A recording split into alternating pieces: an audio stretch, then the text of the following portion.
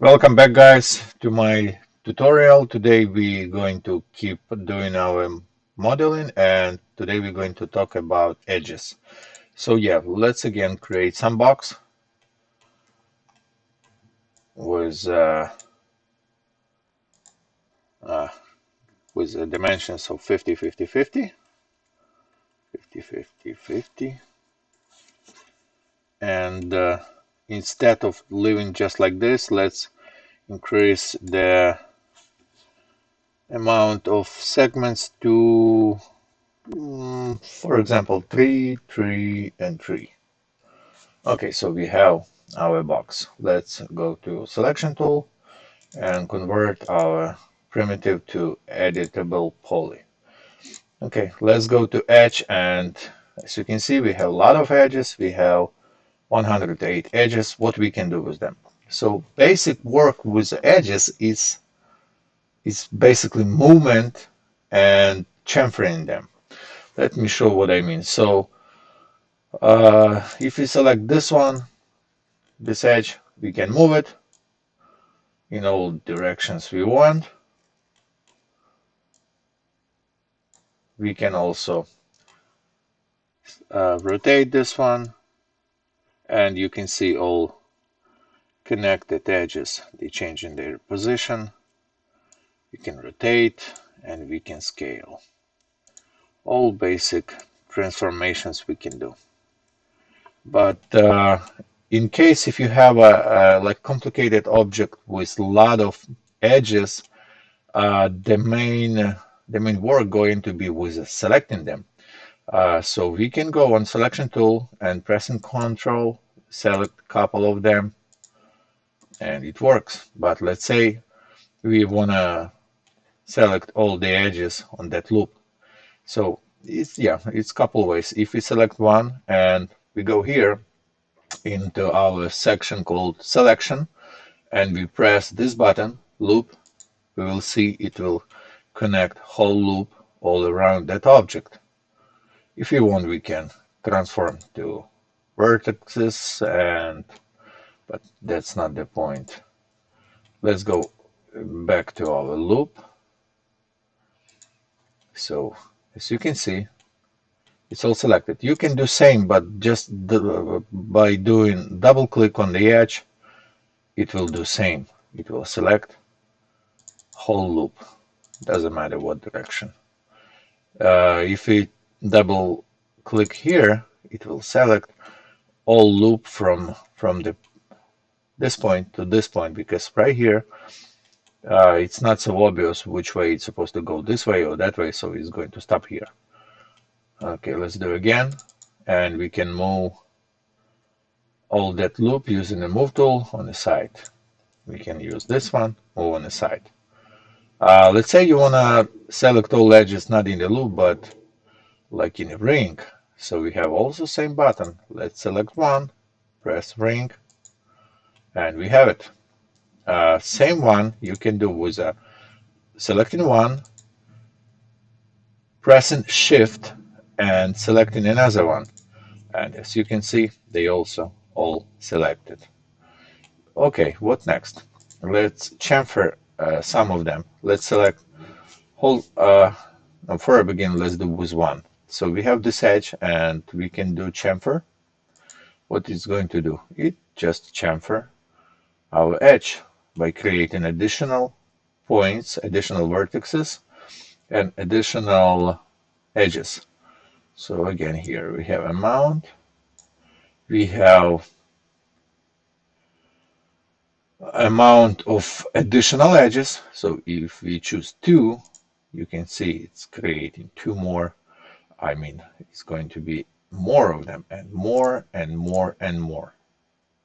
It's obvious here, but what we have here, it definitely needs some additional work after, by cleaning the mesh, by welding vertices, and so on, so on. So on a single edge, it's going just like this, but let's say just press cancel. We select whole loop and do the same chamfer.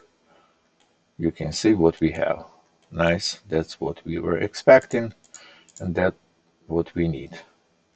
Okay, let's press this button, confirm, and what do we have? We have a bunch of them. Let's say we don't need this loop. We don't need it, so if we just press remove, they will disappear as expected. But if you go on a vertex mode, you will see those vertices after that loop, they still here, and we do not need them. They're useless, and they making mesh complicated, and it's getting out of control if you're going to have vertices just like this, not connected. So what we can do here, we can select each one of them and do some kind of target weld, just like we spoke before, to clean the mesh, but that's not the best way to do that. So let's press Ctrl Z a couple times, and we go back to our existing loop. So again, we select that loop, and instead of pressing the button remove, which will remove edge, but it will keep the vertices, we press the backspace button on the keyboard, which will do same. And if we go on a, okay, no, my bad, let's Control Z and edge. In this case, it's going to be Control backspace. Let's check. Yes, Control backspace. So just by pressing backspace, it's just removing edges, but keeping the vertices, and Control backspace removes edges with vertices. So that's what we need. What else we can do? Usually it's the main work with edges, selecting them and moving them. Let's see what we have here. Weld also. Sorry, edge. Let's select two of them. Do target weld. Let's see. I never tried this one. Target weld. No, I don't know how it works. Let's select two of them. Do weld. Increase the amount, threshold. Nah, probably not a good idea. Okay, what next one is really useful one, and I keep doing it like pretty often, and I'm sure you guys going to do the same. Let's select the polygon, delete this one. Okay, delete, just delete. So we have a hole. So let's say we want to have a connection between those two edges that we want to put actual polygon, to close that hole. What we can do, we can select two edges by pressing Control. So pressing on one, holding Control, selecting another one, and this button, if you just press it, bridge, we will see what's happening. So yeah, we have that polygon. If we go on a border modes and select, oh come on, I don't like this one, radial one, and we select all of them, zero edges selected. It means we have no holes here, but let's do again. Let's make a hole here. Delete, and again go to our edges, this one, and we press bridge, but with this settings button, it's doing exactly the same one. But what we can do, we can put additional segments on it, as you can see, and that's what we have. So in this case, if you go on a border, we have border here, because what's going on? We have hole, as you can see. So you should be careful when you're doing this, because you're getting holes. Okay. So let's press Ctrl Z a couple times, go back what we had before. Okay, again, edge, just bridge, pressing just bridge, it will use the previous settings, so we don't need it. Again, bridge, change this dimension amount of segments to 1, and we have it. Okay, so also we have a couple different buttons here. You can check them by themselves, they're not so important. I mean, for modeling, this one is pretty enough. Okay, to show you the main work with the edges, let's delete this box. Delete, and Let's create some cylinder. Let's go here on a front view. Front view going to be good. Now probably top one. Yeah, top one. Cylinder. Create it. Make it just like this. Okay, so we have our cylinder. And what we can do with this one, let's create a bottle. A bottle like a wine or whatever, water. So let's leave everything as is. So we have 4 segments here, 2 cap segments and 19 sides. It will be pretty good. Let's expand this one on a whole view, convert this one to editable poly, and let's do the magic. So let's go right here. Okay. So what we can do? Let's choose this. Let's go to edge mode. Do loop here. Do another loop here by holding Control. And we have 2 loops selected. If we scale them, scale down, you see what's going on. Okay. So it doesn't look like a bottle yet, so let's do cancel. And select also this one, and then scale. Okay, it's kind of much better. Okay, so what we have now, kind of looking like a bottle, a little bit at least. Then what we can do, we can go on a vertex mode, select all those vertices, and let's move them up. This one looks kind of a little bit more, still not good enough. Again, let's go to our edge mode. We have same edges selected, and let's scale a little bit more. Okay, this one looks better. Let's go on vertices and move this one up. This one kinda little bit look like a bottle. Okay, what next? It looks awkward, awful right now. We should do something with this bottle. First of all, this one looks very sharp. So let's go to edge mode. We have selected our edges, deselect them. Go here, select the loop, and let's do chamfer. So it will do the magic. Our edges, they're not so sharp right now, and if we increase amount and let's say put not 1 but 2, we have this one. Looks pretty smooth. Okay.